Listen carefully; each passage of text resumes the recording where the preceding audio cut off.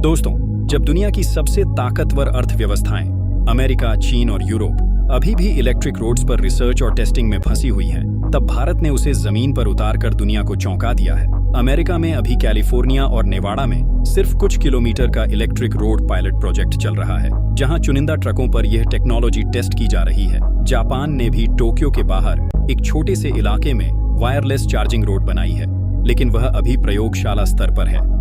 वहीं जर्मनी ने कुछ साल पहले फ्रैंकफर्ट के पास हाईवे पर करीब 5 किलोमीटर का ई-हाईवे टेस्ट किया था, लेकिन वह भी अभी विस्तार की राह देख रहा है। और चीन की बात करें तो उसने शानडोंग प्रांत में 2 किलोमीटर का सोलर रोड बनाया था, जो शुरुआती दिनों में काफी चर्चा में रहा, लेकिन बाद में तकनीकी दिक्कतों और लागत की वजह से प्रोजेक्ट धीमा पड़ गया। अब इन सब के बीच भारत सीधे 500 किलोमीटर लंबा ई-हाईवे बना रहा है और योजना है कि 2030 तक इसे 5000 किलोमीटर तक ले जाए। यानी जहां दुनिया गिनती के किलोमीटर पर अटकी हुई है, वहां भारत हजारों किलोमीटर पर दौड़ रहा है, और यह फर्क ही भारत को सबसे आगे खड़ा करता है।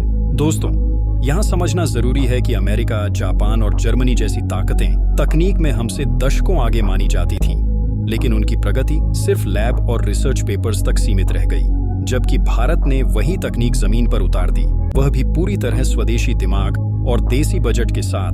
यूरोप में इलेक्ट्रिक हाईवे बनाने की लागत इतनी ज्यादा है कि वहां यह सिर्फ अमीर देशों और चुनिंदा कॉरिडोर्स तक सीमित रहेगा, जबकि भारत ने इसे आम जनता के लिए सस्ता और टिकाऊ बना दिया है।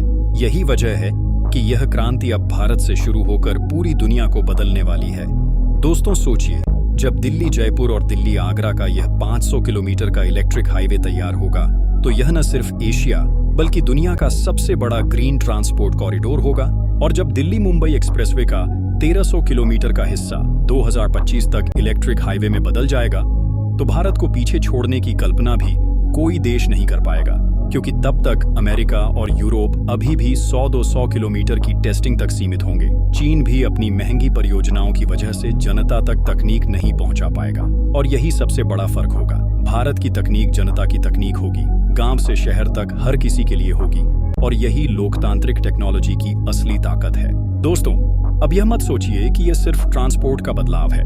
यह भारत की आर्थिक, रणनीतिक और तकनीकी ताकत का सबसे बड़ा ऐलान है, क्योंकि जब आपकी सड़कें खुद गाड़ियों को ऊर्जा देने लगेंगी, तो आप किसी भी विदेशी तेल पर निर्भर नहीं रहेंगे। जब आपकी गाड़ियां बिना रुके लगातार देश भर में दौड़ेंगी, तो आपके उद्योग, आपके किसान, आपका लॉजिस्टिक्स सब तेज और सस्ता होगा। और जब दुनिया के बड़े बड़े देश गिनती के किलोमीटर दिखाकर शेखी बघार रहे होंगे, तब भारत हजारों किलोमीटर के साथ खड़ा होगा। यह वही भारत है जिसे कभी पिछड़ा कहा जाता था, और अब वही भारत दुनिया को भविष्य दिखा रहा है। दोस्तों, जब भारत की यह इलेक्ट्रिक हाईवे क्रांति सिर्फ हमारे देश तक सीमित नहीं रहेगी, बल्कि पूरी दुनिया को दिशा दिखाएगी। 2050 तक का वह समय सोचिए जब भारत सिर्फ उपभोक्ता नहीं बल्कि ट्रांसपोर्टेशन तकनीक का निर्यातक होगा।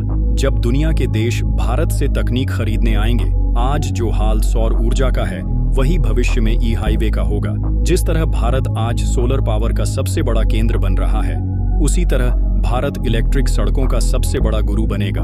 और तब अमेरिका से लेकर अफ्रीका तक और जापान से लेकर ब्राजील तक हर जगह भारत की तकनीक से सड़कें बनेंगी। यानी भारत केवल ऊर्जा आत्मनिर्भर ही नहीं रहेगा, बल्कि ऊर्जा निर्यातक भी बन जाएगा।